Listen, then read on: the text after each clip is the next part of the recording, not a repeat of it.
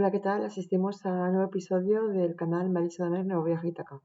Bueno, voy a hacer una segunda parte, voy a hacer también una tercera para culminar la reseña de El Círculo de Juanelo, de Baltasar Magro. He hecho una primera en la que he hecho una especie de sintética sinopsis, un poco desarrollada en algunos aspectos, perfilando personajes, tramas, subtramas, muy sui generis, muy general. Pero aquí quiero hablar de arte, de cómo se deposita el arte como eh, pues bueno, la magistratura del saber en el Renacimiento, cuando Juanelo permanece fiel a un grupo que lo denominan sectario, pero más bien es hierático por necesidad, no necesariamente tiene que expresar sus sentimientos, emociones artísticas y pinceladas barrocas o neoclásicas, necesariamente por necesidad, porque por necesidad tienen que ser herméticos, estar en secreto, formando un círculo, el llamado Círculo de Juanelo, que es lo que los amigos de Roth, que ya se llama Rodrigo porque ya le han puesto el nombre completo, que os dije otra vez que permanecía un poco en el aire el nombre entero por hacer alusión un poco al misterio. Y los amigos de Rodrigo pues mueren en determinadas circunstancias muy, muy negativas que se van conociendo. Pero todo está enraizado y todo está asociado, todo está ligado la modernidad con el Renacimiento o con la posmedievalidad o inicio del Renacimiento. En España fue más tardío, pero yo creo que se remonta también al siglo XVI, finales. No hablan de fechas específicas, pero sí que es el Renacimiento en España como apoteosis de la cultura greco-latina que hemos bebido de Grecia y Roma, ¿vale? Que se vuelve a proclamar pues la poseedora del saber, de las artes, del conocimiento, de la ciencia en España durante ese siglo. Y es muy curioso porque Emilio ya aparece otra vez, la irrupción de Julia, que parece ser la amante de Emilio en un principio, hasta donde voy leyendo. Voy por la página 150 y pico, 157 creo, y hay una posición de Emilio que yo no sé si es para despistar, donde habla del Greco y deshace un poco su armatoste interno, su personalidad y sus inclinaciones reales y verdaderas dentro de lo que yo denominaría dos religiones en España. Una la oficial, la oficialista, y otra que, bueno, que es, digamos, en esa época del 16, eh, decreta un poco el reflejo de la contrarreforma, ¿vale? Donde los calvinistas y los luteranos también tenían mucho que decir y donde se mezclaba pues dentro del arte y la sociedad, los usos, las costumbres y los rituales de la vida social, política, económica, cultural, artística, de ideas, multicultural, porque hay una mezcolanza de diversas eh, civilizaciones, la judaica, la hebraica, los mudéjares. Sobre todo el arte se nota que es una fiel pincelada de las mezquitas, de las sinagogas, de lo mudéjar, de lo arábigo, y eso también se manifiesta en el greco. Y hay un párrafo que dice así, que me perdone el autor si lo leo textualmente. Dice Emilio, mantuvo, refiriéndose al greco, durante toda su vida una postura independiente y conflictiva, y sin embargo intentó siempre ser fiel a los clientes, a los contratos que firmaba.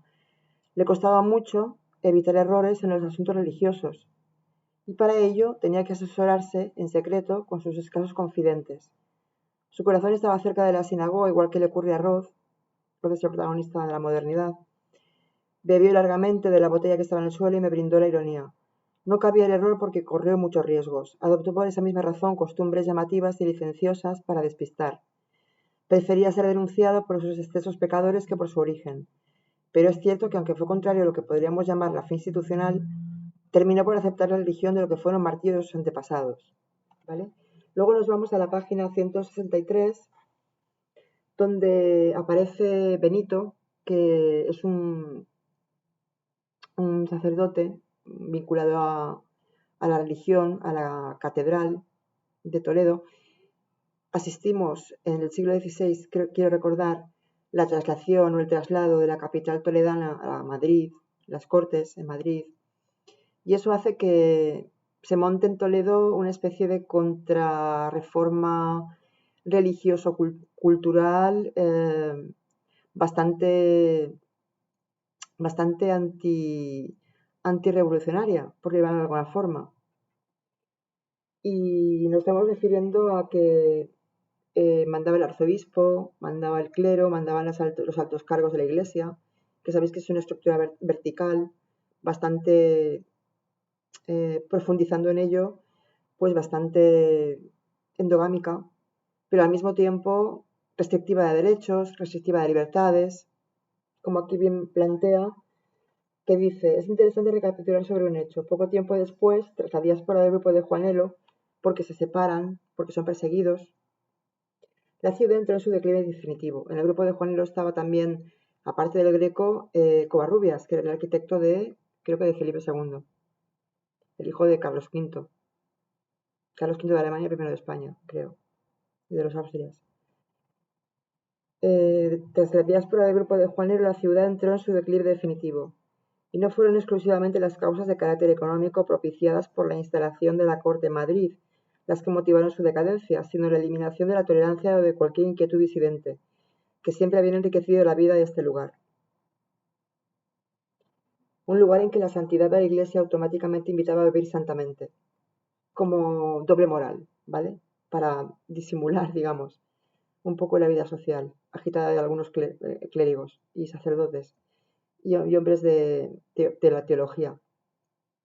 Otros cantaban, cabría pensar que todas las organizaciones católicas que hay en España se han congregado en Toledo, dado el inmenso número de clérigos, órdenes religiosas y monasterios existentes en la ciudad, y habla de la fecha de 1582.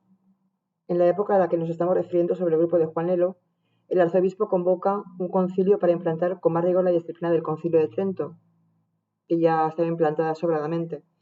Está por el medio de la Inquisición, está la persecución a los conversos, a los no conversos, a los, digamos, acusados de brujería, a los herejes, etcétera, que por cualquier motivo ya bastará con que te separaras un poco de la sociedad, que fueras extralimitándote de la oficialidad de la Iglesia para que te persiguieran, o que leyeras libros prohibidos de alquimia, Paracelso, etcétera, o los alquimistas más renombrados, o libros que eran muy interesantes porque eran la contracorriente de la oficialidad. Llegaron la hambruna, la enfermedad, las enfermedades, nada alteró los planes, porque a partir de entonces se aplicó la disciplina más radical y el ejercicio de la autoridad enmarcada en una ortodoxia inflexible. En unos pocos años dejaron este lugar a industriales y artesanos, los que querían riqueza y modernidad, porque entonces entró en una debacle económica o economicista muy fuerte, porque eran los que producían la riqueza.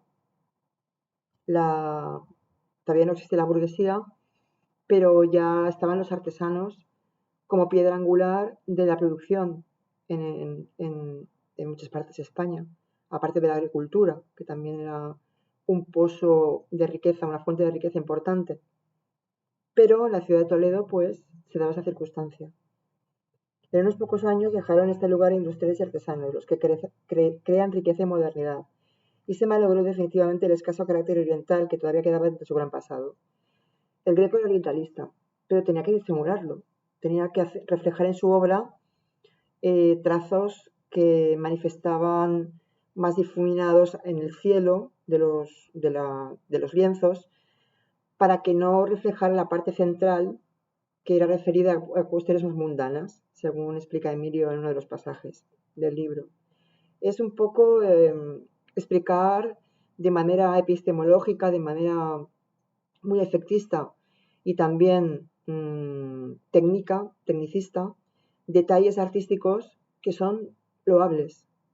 Que dices, si esto fuera verdad, si no fuera ficción, si esto tuviera algo que ver con el existencialismo de aquella época, pues sería horrible, horribilis. Yo no sé de datos de historia, no soy la estudié en BUP, pero tengo que decir que es un libro magistral porque recoge todas las querencias, todos los amores por el arte, por la difusión de la cultura y la premodernidad de aquella época, que podría haber sido un crisol muy bello de culturas mezcladas, pero que la persecución de, no sé si Torquemada vino después, que creo que fue al final de la Inquisición, pero de muchos cuadros de la iglesia que perseguían a mucha gente. Y ellos, el círculo de Juanelo, no sufrió esa persecución de esa manera, fue un poco más solapada. Solo quería reflejar un poco lo que se dice del arte. El arzobispo Quiroga extendió a sangre y fuego el estatuto de limpieza de sangre, no exclusivamente para seleccionar los mandarines de la Iglesia. Fue aprobado inicialmente para impedir que formaran parte de las dignidades de la Iglesia toledana, canónigos, racioneros, capellanes y relizones, todos los que tuvieran sangre de judíos, moros y herejes. El deán de la catedral, Diego de Castilla, de ascendencia judía y erasmista, se opuso ante aquella aberración, pero finalmente prosperó y su espíritu se extendió como una plaga por la ciudad. Y hasta aquí me he quedado. Entonces, la tercera parte quiero reflejar un poco el perfil de los personajes sin desvelar muchos detalles para no emplear muchos spoilers y un poco el sentido de la obra global, lo que me ha parecido y dar una opinión personal en el próximo vídeo sabéis que estoy haciendo vídeos de Rousseau y que ya hice una primera parte del Círculo de Juanelo de Baltasar Magro. Ya os hablé del autor, os lo recuerdo otra vez porque es importante honorificar a estos grandes maestros de la escritura. Vinculado durante muchos años al medio televisivo, especialmente el espacio Informe Semanal, Baltasar Magro ha escrito, entre otras novelas, Beato, El Labaniego, La Hora de Quevedo, Casanova en la Ciudad Levítica, todas ellas publicadas en Alianza Editorial, y Cenizas en la Boca. El Círculo de Juanelo fue publicada en el año 2000, alcanzando rápidamente el favor del público, dice la contraportada del libro, que es encomiable. Yo me lo estoy pasando divinamente bien, leyéndomelo poquito a poquito, releyendo algunos pasajes, porque hay que releer para conseguir niveles superiores de comprensión lectora. Yo creo que en todos los libros hay que hacerlo, pero en algunos especialmente, sobre todo los que hablan de cosas tan técnicas y al mismo tiempo tan mundanas y tan llanas, pero con un lenguaje muy expresivo, unos diálogos bellísimos, muy de ir por casa, pero también que denota la voz de cada uno de los personajes en función de su escala social, tanto los del siglo XVI como los de modernos, el círculo de los años 60-70. Y que decir que me equivoqué de fecha, cuando hablé de cuando se va a Estados Unidos eh, este Rodrigo, ¿vale? En el 62 creo que fue, si no recuerdo mal, porque está en la primera parte del libro. Pero bueno, os reviséis bien las fechas, porque en 20 años vuelve, en el 86 creo que fue, en el 84. Como lo he leído hace escasamente una semana, pues, pero he tardado una semana en leerlo porque estoy releyendo varios pasajes, como os he dicho antes, para incrementar mis conocimientos recordatorios, para recordar, para profundizar más en algunos aspectos que no había calado hondo en ese momento de la primera lectura, etcétera. Y es un libro que hay que releer y que hay que leerse más de una vez, ¿vale? Merece la pena. Y tengo curiosidad porque La Hora de Quevedo debe ser también una trama de trasfondo histórico. Casanova en la Ciudad Levítica. Aquí nombra Ciudad Levítica Toledo. No sé si se referirá a Toledo, no sé por qué. Pero bueno, Castilla siempre ha estado en boca del Renacimiento, al igual que la Corona de Aragón y los diversos reinos. Y es interesante desde el punto de vista historicista también lo que cuenta, porque cuenta algunas anécdotas, oficiales o no, o extraoficiales, pero aprendes mucho con este libro. Yo estoy aprendiendo mucho. No sé mucho de historia y de arte, pero lo poco que sé puedo hacer asociaciones de ideas y paralelismos y confrontar mis conocimientos previos básicos con lo que aquí dice. Y es muy interesante para poder desarrollar un poco la progresión de acumulación de conocimiento y ese caudal inmenso que tiene el arte en España desde tiempos inmemoriales, desde los tiempos ibéricos, desde los íberos. Entonces, es muy bonito, es un libro precioso. No es violento para nada. Hay algunos pasajes, lo que le pasa al cura Benito, pues sí que es, le dan hasta electroshocks, le meten en manicomio, etcétera, pero bueno, es un spoiler que empleo para daros cuenta que a pesar de eso, de esa historiografía personal suya, que luego ya le liberan y le meten en el archivo, etcétera, para que investigue. Por eso Rodrigo va a verle, etcétera. Ahí me he quedado. Emilio sigue siendo sospechoso, pero ya no tanto. Entonces, como se están desentrañando otras subtramas alrededor de la trama principal del principio del libro, ya se bifurca un poco el hilo rectilíneo, el hilo conductor en algunas otras tramas que luego se juntan y forman parte de la principal, etcétera. Es muy bonito. Es un libro con estructura circular, porque todo se relaciona.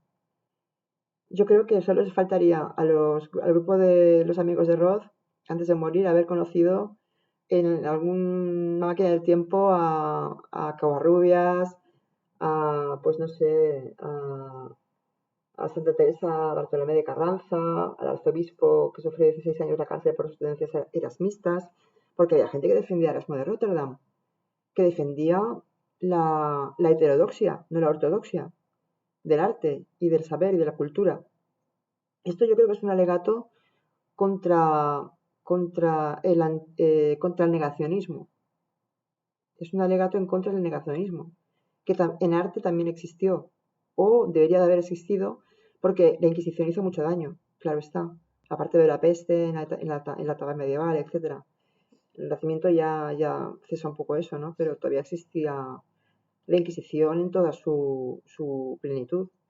Entonces, esta persecución es más solapada, decía, porque fue una persecución por ideas, una persecución por pensamiento revolucionario 16. Es el Renacimiento es el enclave que nos seduce a todos en este libro para rememorar lo que ha sido nuestra historia y nuestra memoria histórica. Es muy bella en España. Y habla mucho de Toledo, muy bien de Toledo, con las calles, con los entramados, con los paisajes, con los edificios, cómo están construidos, qué tipo de materiales emplea, cómo son los castillos, las colmenas, los menires, todos los tipos de ornamentación arquitectónica propias de los edificios clásicos oficiales, como las iglesias, las cúpulas, etcétera, las torres. Es encomiable este libro. Yo estoy disfrutando como una enana, nunca mejor dicho. Y esta segunda parte, pues no desvelo la sinopsis, solo que se encuentra una chica, por resumir lo que dije en el primer vídeo, que es amiga de Teresa, que es la tía de Rod. Y ellos conforman un grupo muy dicharachero, un poco hermético al principio, que luego se unen, porque los une sobre todo y fundamentalmente Teresa, con su carácter y su personalidad. Era muy amiga de la chica que falleció, que fue asesinada. Ellos van muriendo poco a poco, entonces él se va a Estados Unidos, Rod, por un cargo que tiene una propuesta de trabajo que le hacen. Sus padres son americanos, uno de los dos. Y cuando describe las casas y cómo están los subterráneos de Toledo, la capa sedimentaria más superficial, pero que está enterrada profundamente, pues dices aquí que habrá, porque lo dejan de notar en un momento dado, que está lleno de grutas. Entonces es tan misterioso también, es un thriller misterioso, pero no es violento, es bello, incluso en su dolor, porque te solidarizas con Juanelo, Llanelo en latín, con el Greco, con Covarrubias, con todos y cada uno, con Emilio, con Diego Zuazo, con Fran Robles, que son los amigos de Teresa y de Roth, son los que viven junto con Emilio. Y el ambiente de las tascas, cómo se vive, cómo se vive el beber vino, cómo se vive el vino viejo, cómo debe de saber, el bueno y el malo, hasta el malo es bueno, es todo precioso. No sé cómo explicarlo. Yo quería hacer un poco alegórica la reseña, ¿no? No sé si lo he conseguido. para azuzaros un poco la intriga, ¿no? Para leer el libro. Y bueno, me está encantando. Cuando se encuentra a esta chica muerta, pues entonces él vuelve a España, aunque se sigue carteando con Teresa 20 años después, y se retoma el hilo conductor de la trama principal, que es la investigación que lleva a cabo Emilio, muy a regañadientes porque tiene un carácter huraño, pero sobre todo Teresa y Rodrigo. Y bueno, está bien que Rodrigo ha ido a visitar a este clérigo, a Benito, y le cuenta su vida, está muy degenerado físicamente por todo lo que ha sufrido, porque le castigaron. Y bueno, todo lo que describe también es hay bastante erudición, está muy bien documentado. Bueno, pues hasta aquí, por una cena muy largo. Veremos lo que pasa, ¿no? En la tercera parte, aunque no voy a desvelar el final. Eso ni por asomo, no me lo perdonaría el autor si viera el vídeo, que no creo, porque lo ve poca gente, pero yo estoy encantada de que me veáis.